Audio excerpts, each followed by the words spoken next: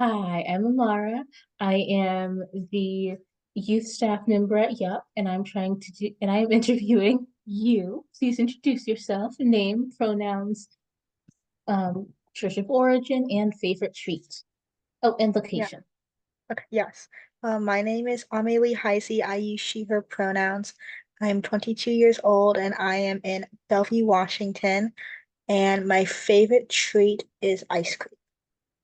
Ooh, I heard someone else's favorite treat was ice cream. It's a good option. I'm Amara, she, they, it. I'm in Atlanta, Georgia. Um, so how are we connected?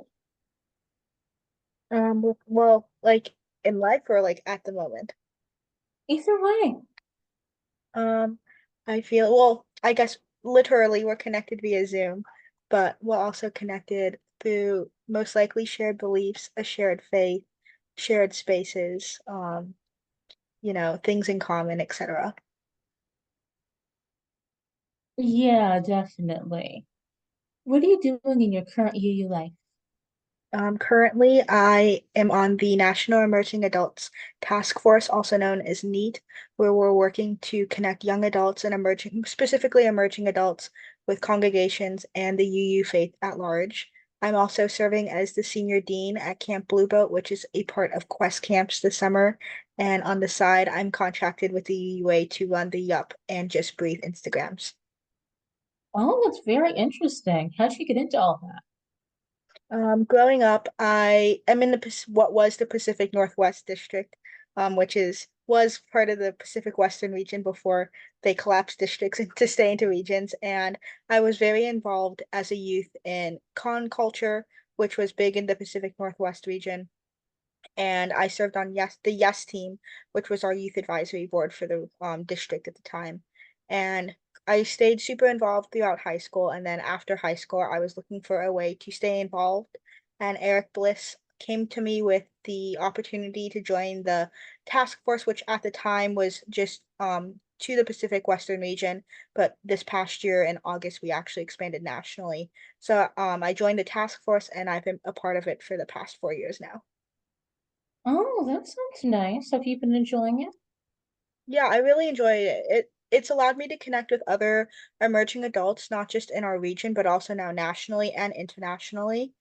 Um, it's also given me a chance to continue the work of connecting emerging adults because it's something that is lacking, in my opinion, within UUism, and it's allowed me to connect with other congregations and see where places need more help and support, but also leaving a lasting impact, I hope. That's nice. Did you have any advisors or mentors who have made an impact in your life? Well, in Yeah, your UU so journey? Yeah, so growing up, the con coordinator in the Pacific Western region was someone named Amber Alexander. And she was so influential in my journey in leadership in UUism and encouraging me to take on more positions, different positions, encouraging me to do more, and was just someone I really looked up to. Hmm, that's really nice. Um, well, how did you end up meeting in the first place? Well, I know you went there, obviously. Yeah, so Amber has a child who is a little bit younger than me, but not much, and we became really good friends at con. And obviously when you apply to be on con staff, because there was a youth staff that would run and plan the conference, you would work closely with with Amber. Sorry, we also had an Amanda, so it was Amber and Amanda, which was very hard to keep track of. Sometimes we called them Amamber because one of them would respond and one of them would have the answer. But applying to staff got me connected with Amber, and we just continued working side by side until I graduated. Oh, that must be nice. Mhm. Do you have a youth leadership story? Like something that brought you into youth leadership? Yeah, so growing up, I was a Girl Scout, so I grew up doing the counselor and training program as well as being a program assistant to help run summer camps. So growing up, planning things and in, I guess, leadership positions was something I was used to. I came into the con world as a youth pretty late. I was a sophomore when I first started. In the first year, I kind of shied away from leadership positions. Like I wasn't sure my place in the con community. A lot of these folks had known each other since middle school because there were middle school conferences at the time. And eventually I was like, okay, like I want to do this. A lot of my peers encouraged me to apply. And I finally applied and I started with a small position and then I moved up, I guess, into positions with more responsibilities, and I guess a higher leadership role. And by the time I graduated, I was shadowing Amber, as the youth con coordinator. Oh, how was that experience of someone shadowing you? Oh, Um, It was it was really strange. I graduated in 2020, so I'm a little COVID graduate. So the conference I was supposed to be the youth con coordinator. There was three of us who applied for dean, and usually there were two deans, and they didn't want to say no to any of us, so we created another position. But it was really weird because we were transitioning from doing this conference from in person to online. So it was different because we had never planned something to this magnitude before online, as youth and leadership. And also we weren't sure what attendance was going to look like because, by that time people were already experiencing Zoom fatigue, as I'm sure we all are now still. So it was really strange. I mean, we did a lot of the work online to begin with, but then to think of all the logistics when it came to Zoom. It was just like a whole different world. And I think Amber was really helpful with it. Just like, guiding us and being someone we could always talk to, whether it was about conferences or also just like our personal lives. hmm.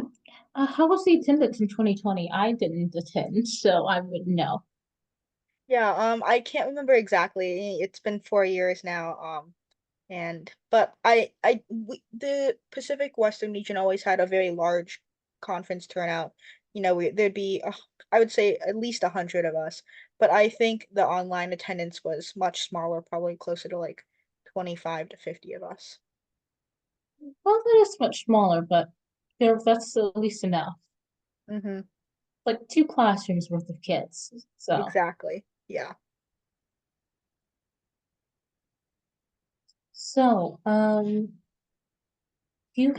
so, what is the next thing on your UU journey? Um, well, I'm getting ready to graduate from college at the end of June, but I'll have another quarter Exciting. left. Yes, I'm very excited. So ready to be done and move back home with my parents actually. But I'll continue serving on the task force until Bliss eventually kicks me off, probably because I'll be too old eventually. But I would love to stay on the task force for as long as I can, just to continue, doing this really important and crucial work growing up in a congregation that doesn't have support for emerging adults. I think it's something that's really important and close to my heart because I don't want other youth to feel the lack of support that I did when I graduated.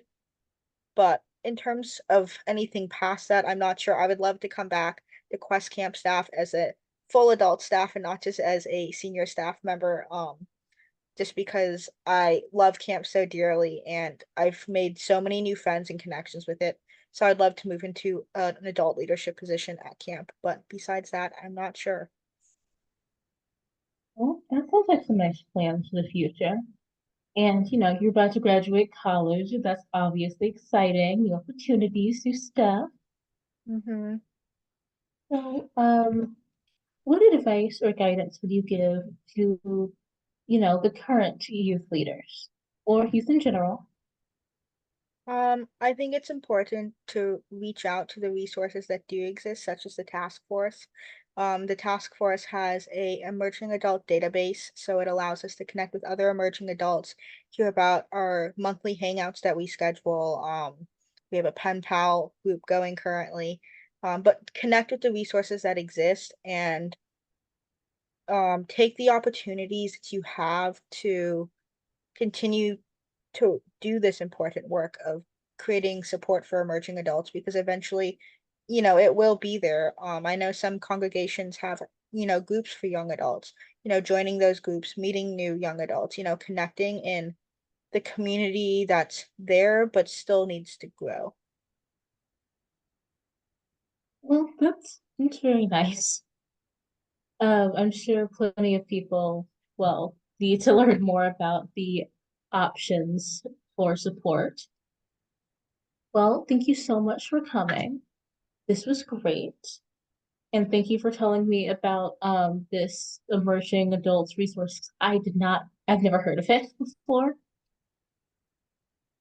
Yeah, and we also recently launched a pastoral care team. We hired two chaplains who will work specifically just for emerging adults in the area, in the national, for the nation. So that's also a new resource that we recently put out that we're very proud of and excited for. That does sound cool.